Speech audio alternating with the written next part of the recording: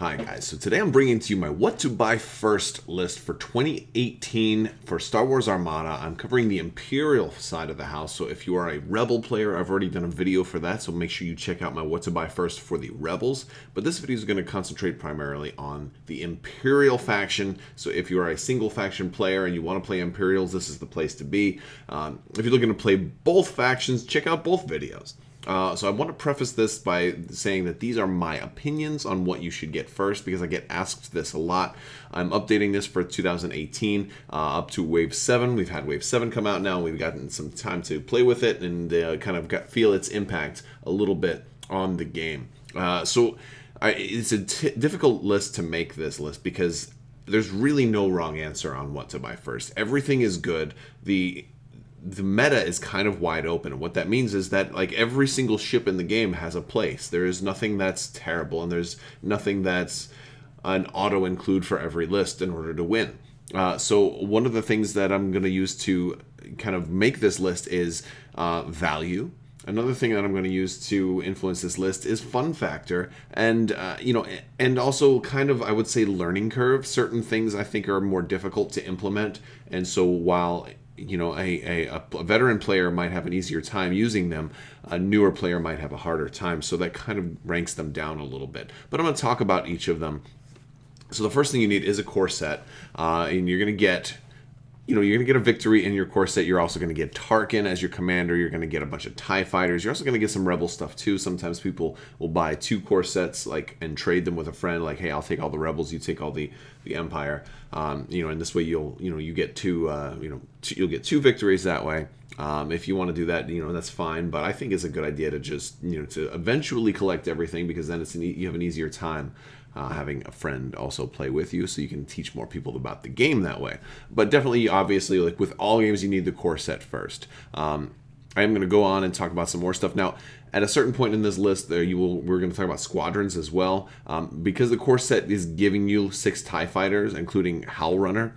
You don't necessarily need to jump into squadrons right away, and I factor this into like 3 different tiers. So somewhere between tier 1 and tier 2, I think is a good time to start buying squadrons. But again, like with all of this, if there's something you've got your heart set on, just because I don't say you should get it first doesn't mean you shouldn't get it first. You should absolutely get what you want first. If there's a specific ship type that you love the model, or you love it from Legends or from the books, get that first, because there's, like I said, there's no wrong answers. It's just my opinions, and that's what I'm bringing to you.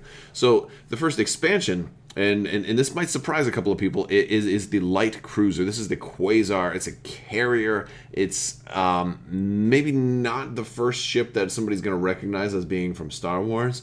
And you may ask, well, why do you suggest getting this ship first? Again, this is only if you don't have your heart set on any particular ship. If you want an Imperial Star Destroyer because it is a gorgeous sculpt and it's a great thing even to have on your desk, then by all means get that first. But I'm going to talk about why this is the top expansion on my list. First off, with every expansion you're getting another commander. Also in the comments, let me know if you know the one ship expansion that doesn't come with a commander. Before I go any further, I do want to remind everybody there's the round of the giveaway going on right now, so you can win an expansion of your choice in the form of a $20 gift card. Only thing you need to do for that is to be a subscriber and leave a comment on this or one of my videos. It's as simple as that. Now let me jump ahead.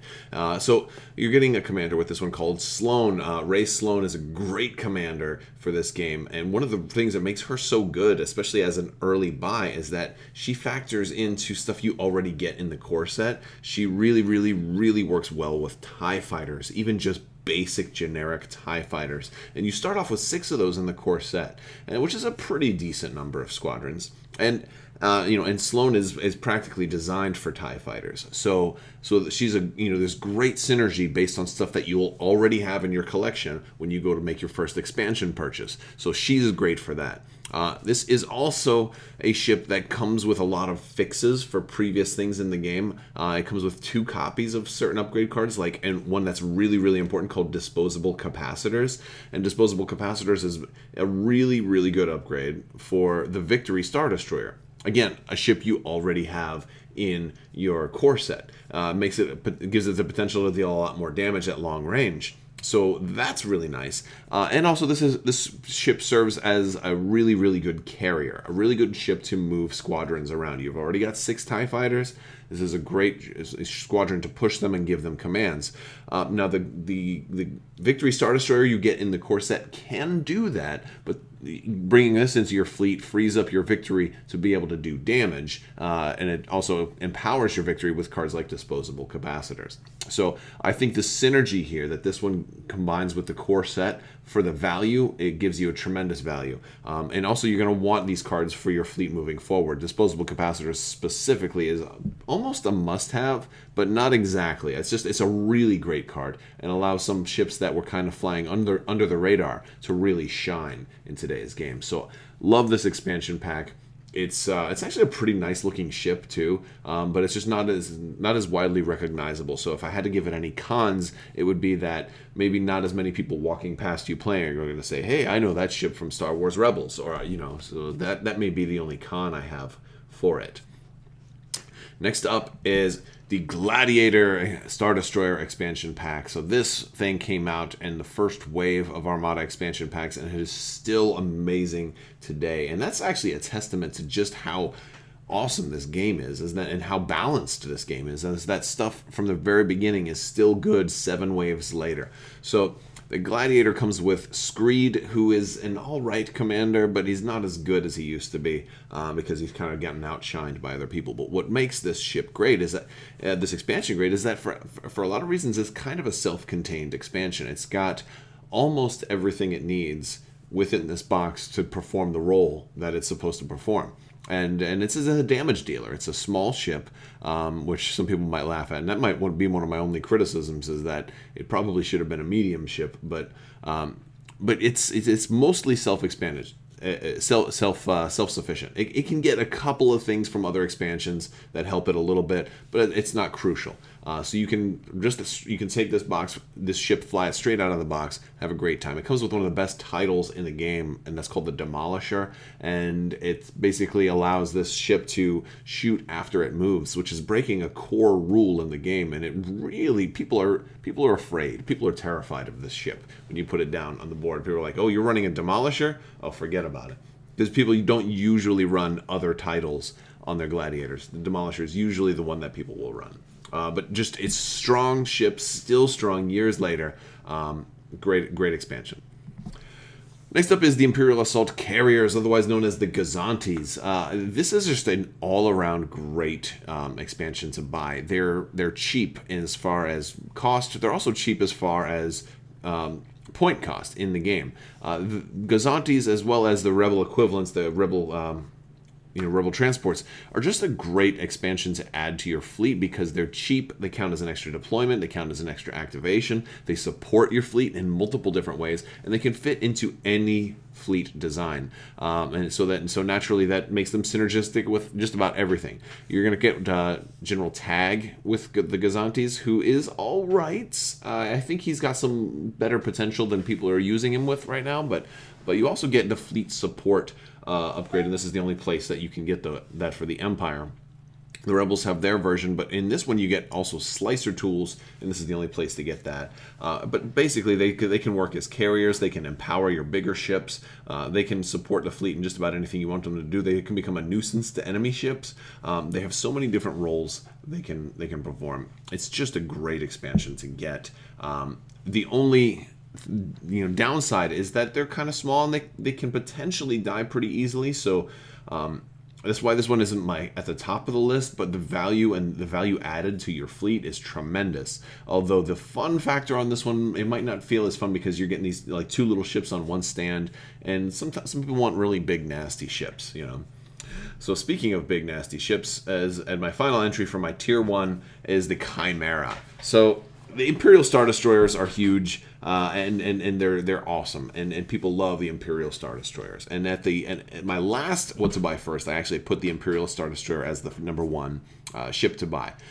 This time I have the Chimera. Now the Chimera is a very interesting expansion pack for a number of reasons. For one, it's got Thrawn inside of it, so that's your commander, and Thrawn's a great commander. It works really, really well with the game. This opens up the fleet command option for the Imperials, which was only available to Rebels before this, and that's nice. It also comes with a really, really good fleet command card called Intensify Firepower. This expansion also is the only ship expansion to also come with squadrons. It comes with 2 Gauntlet Fighters, who are your Mandalorians. It comes with some Mandalorians. It also comes with a named Mandalorian called Gar Saxon, who you may recognize from Star Wars Rebels. And it has multiples of so many cards too, so the value is all over the place on this one. This one actually this was the most recent ship to come out. This was part of Wave 7, and it was meant to also be a fix for the old Imperial Star Destroyers, because one problem with the game before this came out was that large ships were kind of underpowered. So this came up with this includes a lot of cards that really boost the effectiveness of large ships, and a lot of them it comes with multiples of. So if you already have the Imperial Star Destroyer, this is going to make that even more valuable also. But I rank this one higher because if you don't have either one, well, this one still has maybe the slightly stronger versions of the cards. It's got some really, really good cards that come in it, and I think the fact that you're getting enough stuff to outfit up to 3 Star Destroyers if you've got them. You're getting 2 Gauntlet Fighters. You're getting duplicates of so many cards. You're also getting, you're getting a 7th Fleet title, which can go on any Star Destroyer, including the Victory that you already have, and the Gladiator that you may already have as well. It just gives you a lot of flexibility. The other thing that's interesting about this particular ship is that it's got Thrawn's custom paint job. The model is exactly the same as you're going to get in the Imperial Star Destroyer expansion pack, but this one is a repaint, and it has this custom Chimera logo over the top of the Star Destroyer. Now, in the show Star Wars Rebels, and Thrawn had this design on the bottom of his Star Destroyer, and they did not have it on the top. But considering that this game, you don't really see the bottom of ships, they actually went ahead and applied the same paint job to the top and bottom. So I actually applaud the way that they manufactured this. It's beautiful. It's a beautiful ship, and it's going to make everybody else, look smaller by comparison. So, fun factor, all-time high. Value is actually pretty high. There's a little bit of a learning curve with flying large ships, especially the Imperial Star Destroyer. Trying to maximize their effectiveness can be a little bit difficult for a newer player, but all that means is you got to practice more, and that's definitely a good thing, because the more you play, the more fun you're having. So now we're going to jump into Tier 2. Well, Tier 2 kind of has something that just makes me say, all right, maybe not the first buy for a new player. First off is the Imperial Light Cruiser, otherwise known as the Architans. If you have followed me on YouTube for a while, you know that this is probably my favorite ship in the entire game. So me personally, this would be my first ship to buy. But let me tell you, we'll talk about this expansion. I'll tell you why it's a little bit lower on my list. It comes with Moff Jerjerrod, who is actually a pretty darn good commander for the Empire. He was one of the things that he was meant to do was to be a fix for the Victory, but he fixes a lot of the slower, less maneuverable Imperial ships, and he gives them more maneuverability, which is a really good thing, something that they definitely want. He also works well with this ship itself. This is a ship that has great side arcs, and the Empire didn't really have a side arc or broadside kind of centric ship that was also very cost effective, and this one just does that really, really well. The problem is this one isn't very maneuverable, and one of the things that you do with small ships like this is, they make room for you to have more ships in your list. So I think this is a ship that works best in larger numbers, but they can be tricky to fly because they're not as maneuverable. So I think as far as like a learning curve goes, these are kind of tricky. So not recommended for newer players. However, you can also just run a single one as a flanker and kind of have them on the outside. They definitely work in that role. I just and they're also, one other thing that makes them kind of nice is that one of the best upgrades to put on them is enhanced armament, and that comes in the core set, so you don't really need a whole lot extra to make these work. There are some other cross-faction upgrades that can make them work as well, but my favorite way to run them is with enhanced armament. But again, you don't have to run them that way. There's several different ways to build them. I like to run them in groups of like 3 or more, and so buying multiples of a same ship, you're not getting as much versatility, and also there's that learning curve. So that's why I have them kind of in tier 2. Once you get really comfortable with the game, then definitely I suggest you try these guys out. Next up, the Interdictor. I love the Interdictor, and I think it's just getting better and better and better all the time. The Interdictor has been out for a little while and didn't see a whole lot of play not long after it came out, and I think there were a couple of reasons for that. It's not the most heavily armed ship. It's kind of meant to be very mediocre in a lot of categories, but kind of provides support. But the problem is that it's very expensive, and it's a little too expensive to be a support ship. When you buy the Interdictor, you're going to get Constantine as your new commander in there, and he's all right. He works specifically well with medium and large ships, but he doesn't really do anything with you if you have small ships. But at the time that this came out, large ships weren't as good, so it was harder to make Constantine work. He may start becoming more and more seen a little bit more and more often now because large ships are becoming more usable, I would say, in the game. But one of the things that makes this a great expansion is that it's self-contained for the most part. It has a few things that it can use from other expansions to make them better, like those disposable capacitors that we talked about with the Quasar, really make this ship a lot better. But this is a ship that also has its own type of upgrade. It's the only place in the game it can get that, and that's the it comes with, gosh, what is it called? The experimental retrofit.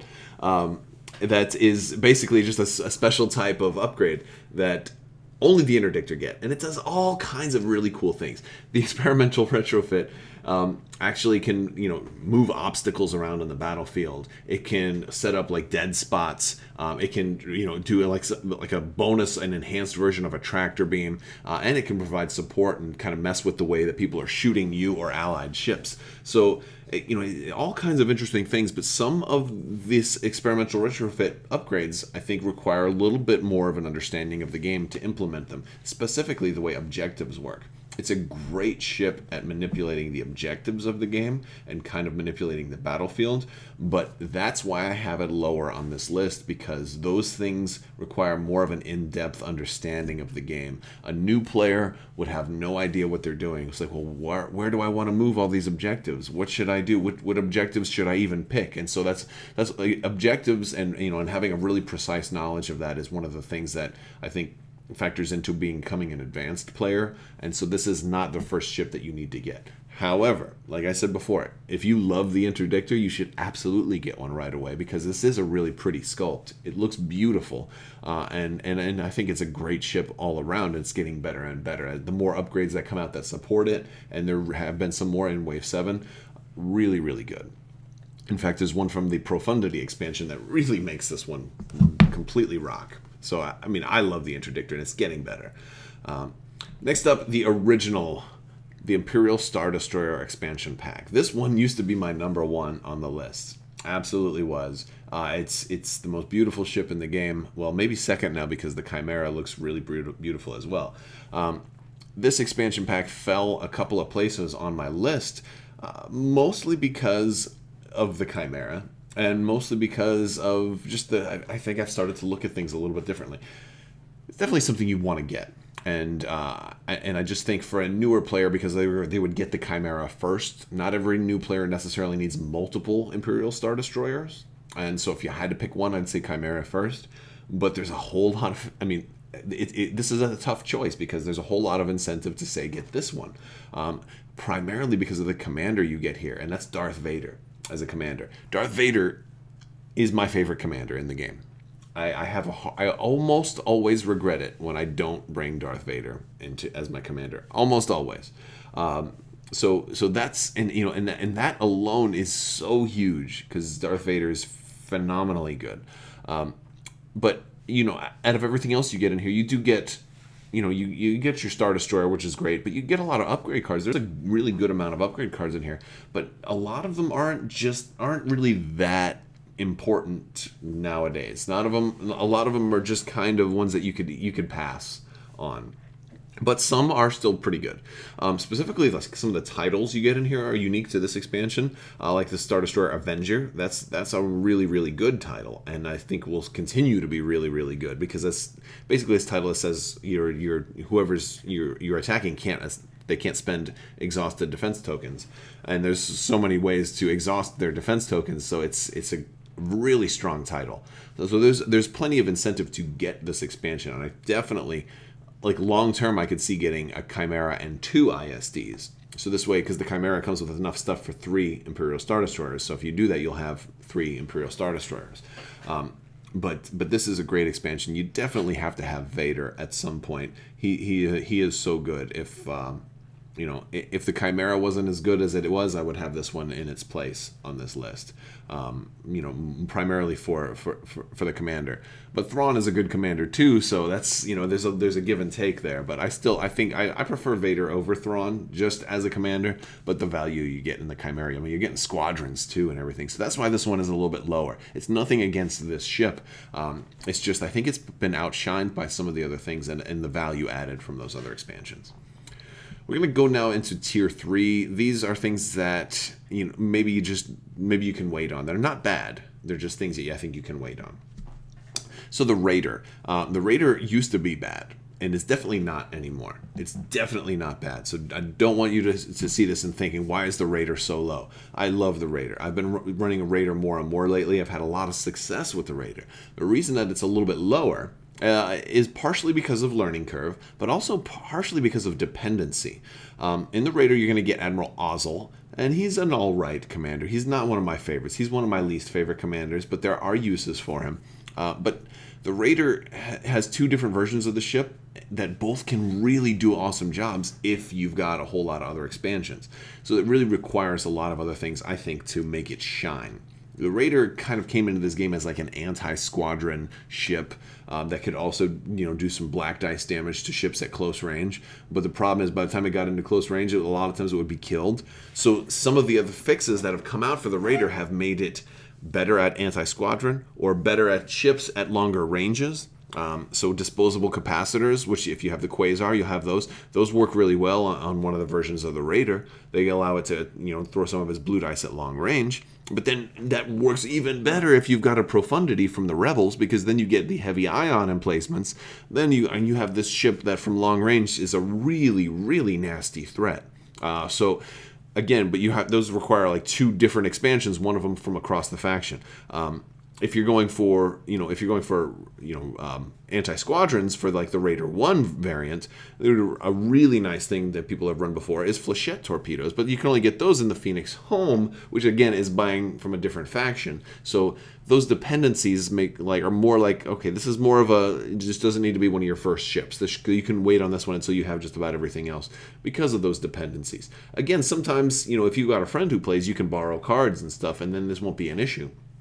So, but the Raider is really good as you add upgrades, especially upgrades from across factions. On its own, though, it's not that good of a value. It's a cheaper ship, so there's a lot you can still do with it. But it's not. I don't think it's that good of a value as a standalone expansion, especially as one of your first expansions. So that's why I have this one in Tier 3. And next is the Victory Star Destroyer expansion pack. This is the last ship expansion pack on here. Not that there's anything wrong with this. There are actually some really good cards in here, but one of the biggest reasons is that if you bought a core set, you've already got a Victory. So, I mean, granted, you can run multiple Victories, but now with all of the emphasis on larger ships, I don't really think there's that much incentive to run multiple Victories. 1 Victory is usually enough. There are plenty of good lists that are running multiple Victories. I've run 3 before. They can do very well. But with the Victory, at least get 1 Victory eventually, because you're going to get Mahdi, who's one of the best commanders for the Empire. He's amazing. He works on every single list, and he's kind of cheap. You're going to get some good titles that make the Victory nice, like Warlord is a good one. And you're also going to get flight controllers in the Victory expansion, which is actually a really good squadron upgrade for your carriers that give all your squadrons that you activate with this ship an extra blue die. Really cool. So a Victory expansion pack is definitely one you should get, but definitely, I would easily say that this is maybe one of the last ship expansions that you need to buy, because you've already got one of these. You really don't need 2 right off the bat before you get other stuff that's going to be giving you so much more.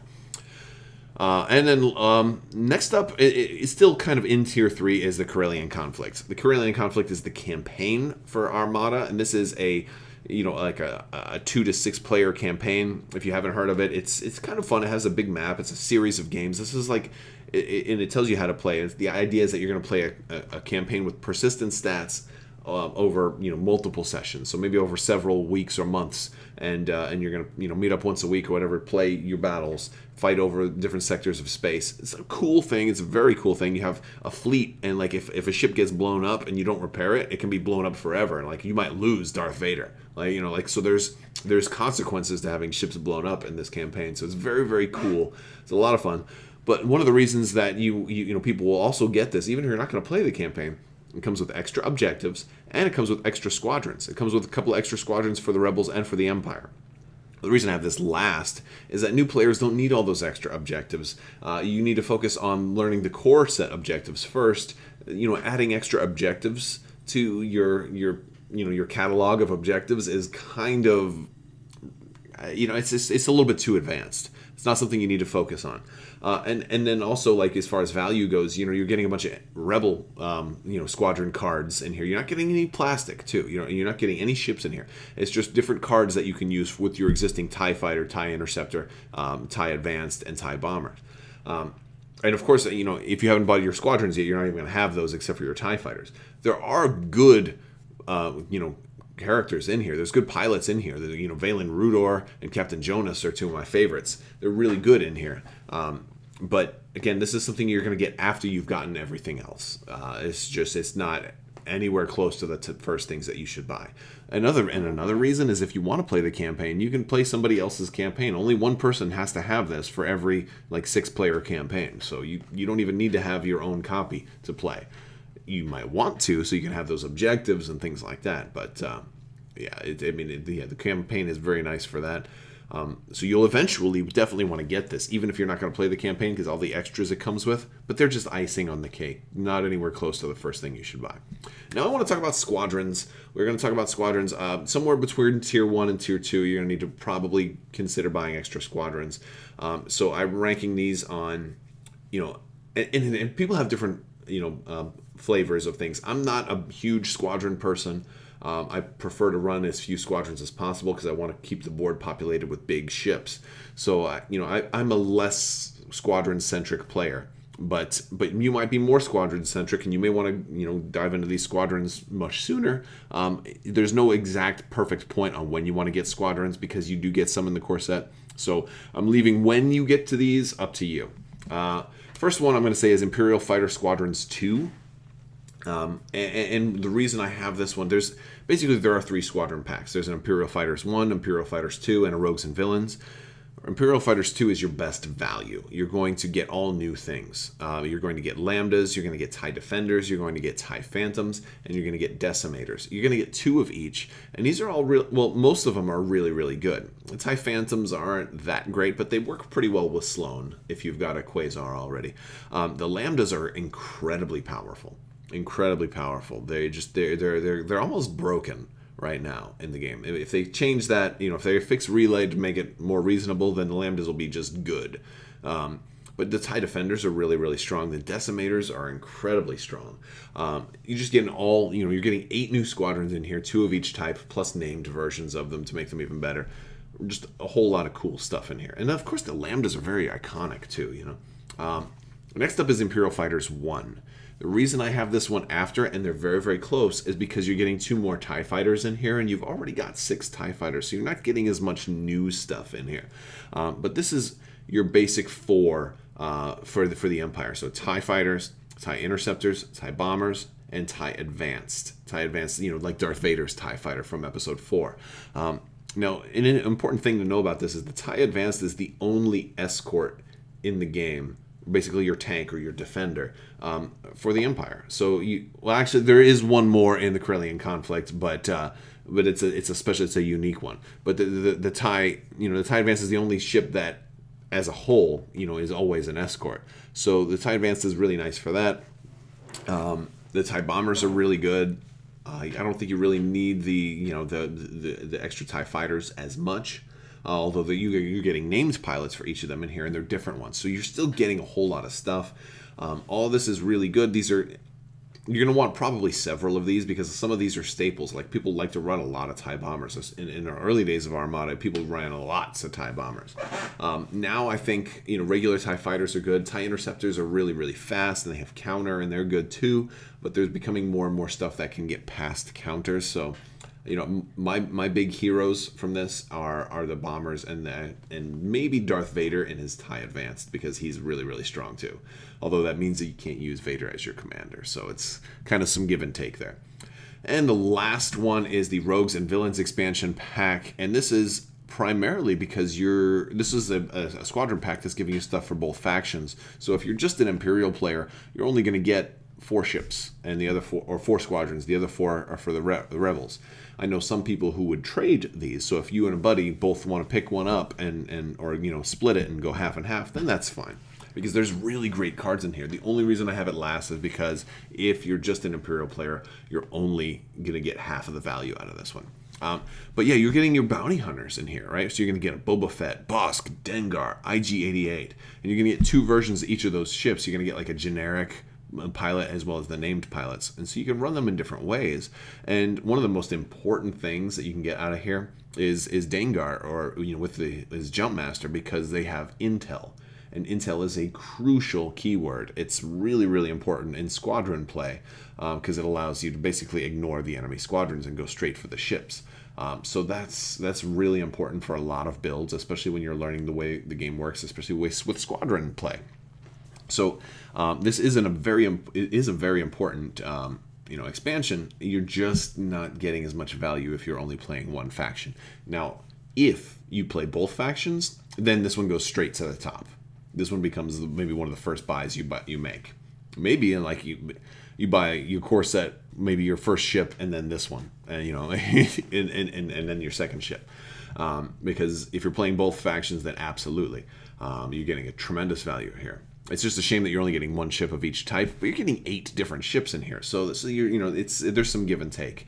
For a while though, if people really liked the fire spray and they wanted to run like 5 fire sprays, they had to buy 5 of these expansions. So, but there's a lot more squadrons out, and so there's a lot less pressure to do stuff like that.